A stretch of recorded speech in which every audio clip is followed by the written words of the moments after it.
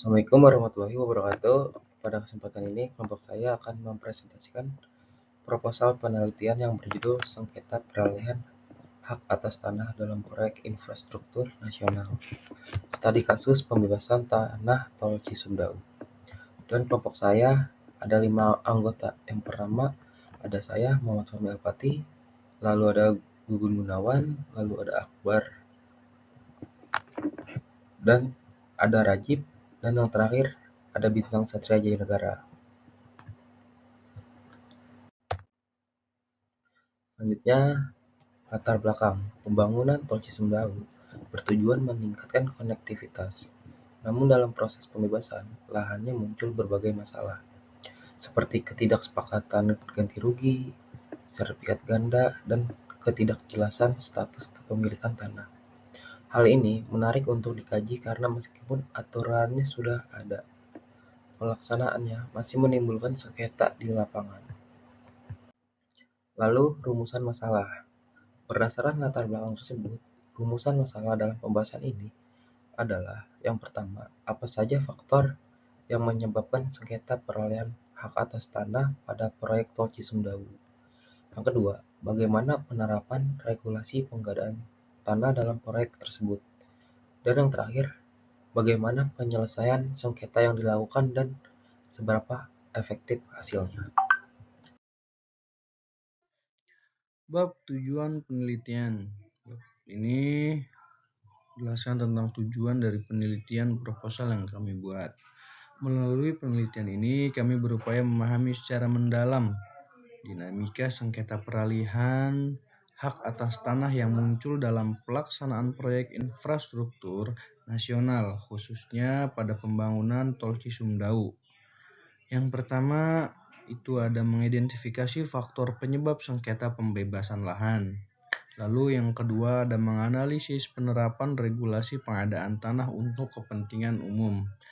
Yang terakhir, ketiga itu ada mengevaluasi metode penyelesaian sengketa dan efektivitasnya bagi perlindungan hak masyarakat. Dengan demikian, penelitian ini dapat memberikan gambaran komprehensif mengenai bagaimana konflik pertanahan terjadi dan bagaimana seharusnya dikelola dalam konteks pembangunan strategis nasional. Untuk bab selanjutnya yaitu ada manfaat penelitian. Penelitian ini diharapkan memberikan manfaat baik secara teoritis maupun praktis. Manfaat penelitian secara teoritis yaitu menambah kajian hukum agraria dan pengadaan tanah. Secara praktis, memberikan masukan kepada pemerintah BPN, membantu masyarakat memahami hak dalam pengadaan tanah. Terakhir, menjadi rujukan awal studi lanjutan tentang sengketa agraria. Selain itu, hasil penelitian ini dapat menjadi rujukan bagi upaya perbaikan tata kelola pertanahan agar pembangunan infrastruktur ke depan dapat berjalan lebih efektif dan minim konflik. Terima kasih. Ya, selanjutnya bagian kerangka teori. Kerangka teori berfungsi sebagai landasan konseptual dan hukum dalam menganalisis sengketa peralihan hak atas tanah pada proyek infrastruktur. Beberapa konsep dan teori yang relevan untuk penelitian ini meliputi kerangka teori hukum agraria dan hak atas tanah Undang-Undang Pokok Agraria tahun 1960. Yang pertama, pengadaan tanah untuk kepentingan umum, Undang-Undang Nomor 2 Tahun 2012. Yang kedua, konsep sengketa tanah, tumpang tindih hak, ganti rugi, klaim hak garap. Yang ketiga, penyelesaian sengketa, musyawarah, mediasi, arbitrase, dan litigasi. Yang terakhir, pendekatan analisis yuridis normatif plus studi kasus. Selanjutnya, metodologi penelitian. Pada bagian ini kami akan menjelaskan metodologi penelitian yang digunakan dalam penyusunan laporan ini. Metodologi penelitian berfungsi sebagai dasar dan pedoman dalam pengumpulan data, analisis, serta penarikan kesimpulan. Dengan penjelasan ini, kami berharap audiens dapat memahami bagaimana penelitian dilakukan secara sistematis, mulai dari jenis penelitian, sumber data, teknik pengumpulan data, hingga metode analisis yang digunakan. Metodologi penelitian yang pertama, menggunakan pendekatan yuridis normatif dan studi kasus. Yang kedua, jenis kualitatif. Yang ketiga, data yang digunakan sekunder, undang-undang, putusan pengadilan, jurnal, berita tol Cisumdawu. Yang keempat, tekniknya studi dokumen dan analisis deskriptif. Yang terakhir, alurnya identifikasi masalah, pengumpulan data, analisis kesimpulan, dan rekomendasi. Hasil penelitian 1. Faktor penyebab sengketa. Penelitian ini mengidentifikasi beberapa faktor utama yang memicu terjadinya sengketa dalam proses peralihan hak atas tanah, yaitu yang pertama ada nilai ganti rugi, yaitu adanya ketidaksepakatan masyarakat terhadap nominal ganti rugi yang diberikan. Yang kedua ada transparansi dan sosialisasi, yaitu kurangnya keterbukaan informasi dan minimnya proses sosialisasi kepada warga terdampak. Yang ketiga ada akurasi data, yaitu ditemukan masalah teknis seperti data pertanahan yang tidak akurat serta adanya sertifikat ganda. Yang keempat ada dampak sosial ekonomi.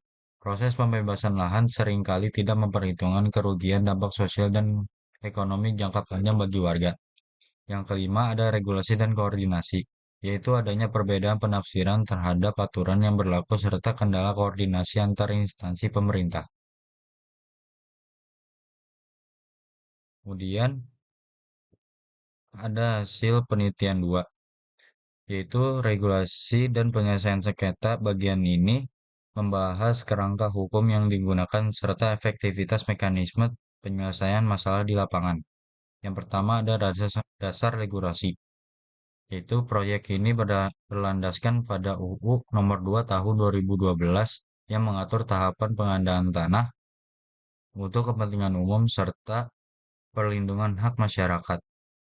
Yang kedua ada masalah implementasi. Meskipun aturan sudah tersedia, praktiknya masih bermasalah karena penilaian ganti rugi seringkali tidak mencerminkan nilai ekonomi atau sosial yang sebenarnya. Data pertanahan yang bermasalah dan sosialisasi yang minim tetap menjadi hambatan utama dalam penerapan regulasi tersebut. Yang ketiga ada metode penyelesaian sengketa. Terdapat 3 jalur utama yang digunakan untuk menyelesaikan konflik lahan. A. Konsinyasi, yaitu menitipkan uang ganti rugi di pengadilan jika warga menolak nilai yang ditawarkan. B. Mediasi atau negosiasi, yaitu upaya penyelesaian melalui musyawarah antar pihak. C. Litigasi, yaitu penyelesaian sengketa melalui jalur pengadilan. Kemudian ada nomor 4, tingkat efektivitas, yaitu efektivitas dari metode-metode di atas sangat bergantung pada tingkat transparansi dan kualitas komunikasi antara pemerintah dan masyarakat. Saya di sini ingin menjelaskan kesimpulan dari teman-teman yang saya bacakan. Yang pertama itu, sengketa muncul karena ganti rugi, transparansi minim, dan status kepemilikan tidak jelas. Yang kedua itu, regulasi sudah lengkap tetapi praktik belum optimal. Yang ketiga itu, mekanisme penyelesaian ada, namun efektivitasnya masih terbatas. Proses pembebasan lahan untuk pembangunan tol Cisimdawu memperlihatkan bahwa sengketa muncul akibat sejumlah faktor, termasuk ketidakcocokan atas nilai ganti rugi, minimnya transparansi dan sosialisasi, serta persoalan administrasi pertanahan yang belum akurat.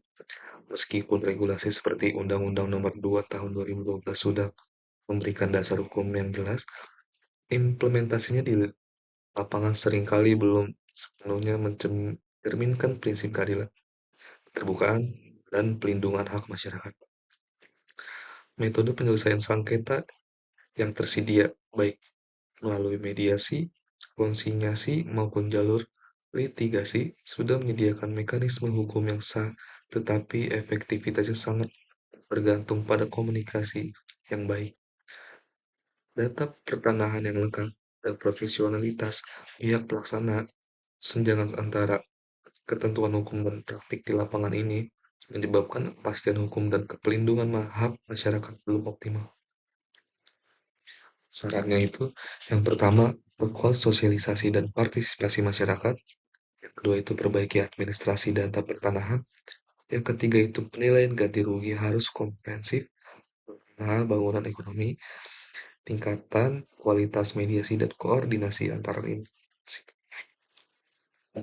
Oke, baik. Dari kami, gitu saja. Kurang lebihnya mohon maaf. Assalamualaikum warahmatullahi wabarakatuh. Terima kawan-kawan.